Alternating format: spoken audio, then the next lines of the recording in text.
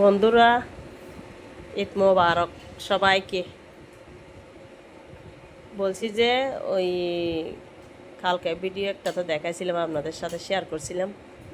এখন যে পরবর্তী দেখাবো বলছিলাম, যে এখানে সবার থেকে জিজ্ঞেস করলাম, বলছে যে সবগুলো নিয়ে গেছে, কিচ্ছু নাই স্মৃতি এখানে।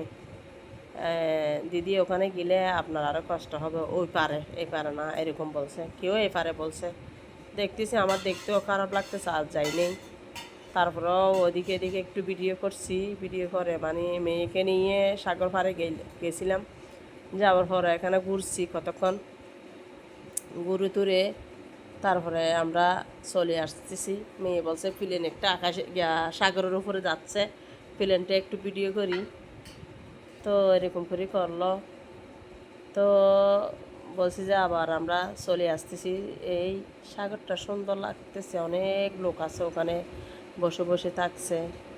তারপরে আবার আমরা চলে আসতেছি। চলে আসার পরে কালুঘাট, ওখানে অনেক তাজা তাজা মাছ আছে। আমি চাইছিলাম একটু যাওয়ার জন্য, আবার বলছি যে ওখানে গেলে একটা ভিডিও করতে মন চাইবে। এখানে তো পরিবারে তো যেগুলো এই এখানে মাছের বাজার এইগুলো মানে অনেক ভালো মাছ ওখানে বিক্রি হয়। আবার আমার বান্ধবীর বাসায় আসছি, আসার সময় আমার মেয়ে ঢুকতেছে। তারপরে এখন আমার বান্ধবীর বাসায় গিয়ে অনেক কিছু খাবার দাবার দিল। তারপরে আমরা আমি খাইছি, খাওয়ার পরে চলে আসলাম আর কি। তারপরে এটাও আপনাদের সাথে শেয়ার করলাম। কেমন লাগছে কমেন্টে জানাবেন। আর মানে একটু সুন্দর সুন্দর কমেন্ট করবেন।